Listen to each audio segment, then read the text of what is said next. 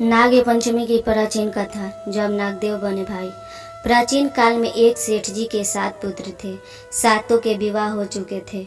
सबसे छोटे पुत्र की पत्नी श्रेष्ठ चरित्र की विदुषी और सुशील थी, परंतु उसके भाई नहीं था। एक दिन बड़ी बहू ने घर लिपने को, पीली मिट्टी लाने के लिए सभी बहुओं को साथ चलने को कहा, तो सभी घलिया और खुरपी लेकर मिट्टी खोदने लगी। तभी वहाँ एक सर्प निकला, जिसे बड़ी बहू खुरपी से मारने लगी। यह देखकर छोटी बहू ने उसे रोकते हुए कहा, मत मारो इसे, यह बेचारा निरपराध है। यह सुनकर बड़ी बहू ने उसे नहीं मारा। तब सर्प एक ओर जा बैठा। तब छोटी बहू ने उससे कहा, हम अभी लौट कर आते हैं, तुम यहाँ से जाना मत। यह कहकर वह सबके साथ मिट्टी लेकर घर चली गई और वहाँ कामकाज में फंसकर सर्प से जो वादा किया था उसे भूल गई। उसे दूसरे दिन वह बात याद आई तो सबको साथ लेकर वहाँ पहुँची और सर्प को उस स्थान पर बैठा देखकर बोली, सर्प भैया नमस्कार। सर्प ने कहा, तू भैया कह चुकी है, इसलिए तुझे छोड़ देता हूँ, नहीं तो झूठी बात कहने के कारण तुझे अभी डस लेता। वह बोली, भैया मुझसे भूल हो गई, उसकी क्षमा मांगती हूँ। तब सर्प बोला, अच्छा तू आज से मेरी बहन हुई और मैं तेरा भाई हुआ, तुझसे जो मांगना हो मांग ले। वह बोली, भैया मेरा कोई नहीं है, अच्छा हुआ जो तू मेरा भाई बन गया। कुछ दिन व्यतीत होने पर वह सर्प मनुष्य का रूप रखकर उससे घर आया और बोला कि मेरी बहन को भेज दो। सबने कहा कि इसके तो कोई भाई नहीं था, तो वह बोला, मैं दूर के रिश्ते में इसका भाई हूँ, बचपन में ही बाहर चला गया था। उसके विश्वास दिलाने पर घर के लोगों ने छोटी को उसके साथ भेज दिया। उसने मार्ग में बताया कि मैं वही सर्प हूँ, इसलिए तू डरना नहीं और जहाँ चलने में कठिनाई हो वहाँ मेरी पूँछ पकड़ लेना। उसने कहे अनुसार ही किया और इस प्रकार वह उसके घर पहुँच गई। वहाँ के धन श्रेष्ठ को देखकर वह चकित हो गई।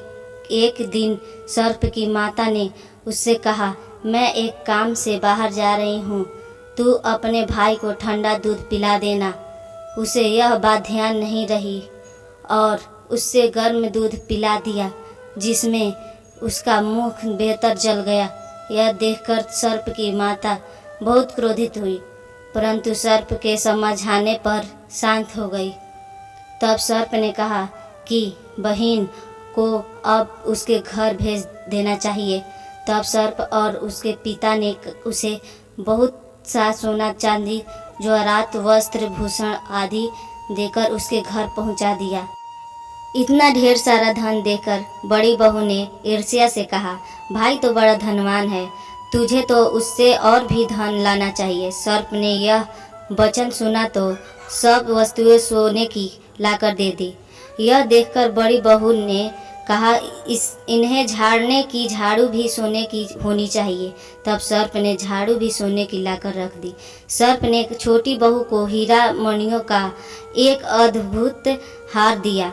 उसकी प्रशंसा उस देश की रानी ने भी नहीं सुनी और वह राजा से बोली कि सेठ की छोटी बहू का हार यहाँ आना चाहिए। राजा ने मंत्री को हुक्म दिया कि उससे वही हार लेकर शीघ्र उपस्थित हो। मंत्री ने सेठ जी से जाकर कहा कि महारानी जी छोटी बहू का हार पहनेगी, वह उससे लेकर मुझे दे दो। सेठ जी ने डर के कारण छोटी बहू से हार मांगकर दे दिया। छोटी बहू को यह बात बहुत बुरी लगी। उसने अपने सर्प भाई को याद किया और आने पर प्रार्थना की, भैया रानी ने हार छीन लिया है, तुम कुछ ऐसा करो कि जब वह हार उसके गले में रहे तब तक के लिए सर्प बन जाए और जब वह मुझे लौटा दे तब हीरो और मणियों का हो जाए। सर्प ने ठीक वैसा ही किया। जैसे ही रानी ने हार पहना वैसे ही वह सर्प बन गया। यह देखकर रानी चीख पड़ी और रोने लगी।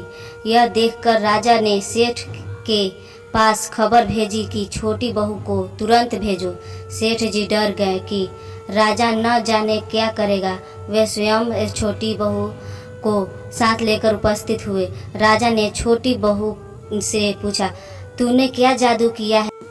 मैं तुझे दंड दूंगा। छोटी बहू बोली, राजन धृष्टा क्षमा कीजिए, यह हार ही में ऐसा है कि मेरे गले में हीरो और मणियों का रहता है और दूसरे के गले में सर्प बन जाता है। यह सुनकर राजा ने वह सर्प बना हार उसे देकर कहा, अभी पहनकर दिखाओ। छोटी बहू ने जैसे ही उसे पहना वैसे ही हीरो मणियों का हो गया। यह देखकर राजा को उसकी बात का विश्वास हो गया और उसने प्रसन्न होकर उसे बहुत सी मुद्राएं भी पुरस्कार में दिए।